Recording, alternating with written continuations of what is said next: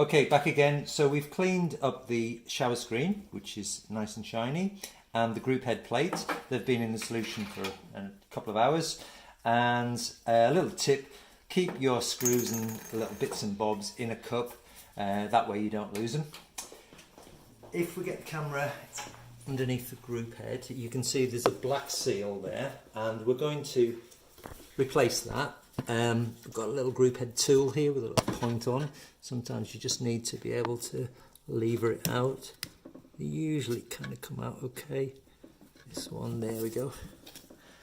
And you can see this group head seal's actually got a lot of spring to it.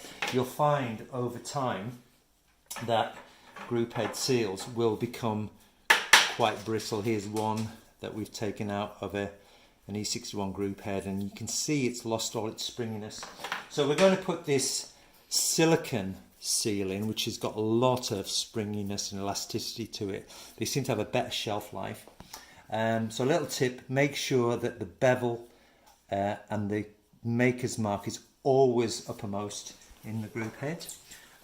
Before I do that, this is really clean, but what I'm going to do is take a cloth and just run it around the groove, which is milled out for the group head seal to go into. So bevel side up, I'm going to place that in there and seat it in. If the group head's slightly warm, it tends to go in a bit easier, but that is absolutely fine. And a little tip, take a sort of 7mm Allen key, and then just with the end, just work your way around and push the group head seal in to its housing, so it just sits quite nicely. Then you can take a portafilter,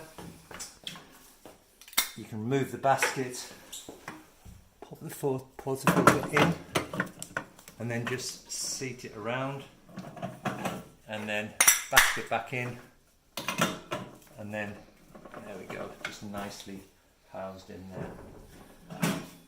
Okay, and then basically just do exactly the reverse of what we did to take it out. So you've got your shower screen, your plate, and your little nut. I'm going to pop this back in. Let's find the hole. There we go. Screw that back up. And then with our Allen key, 3mm Allen key on this case, just put it back in. You don't need to really over tighten it. You don't want to bend that shower screen too much.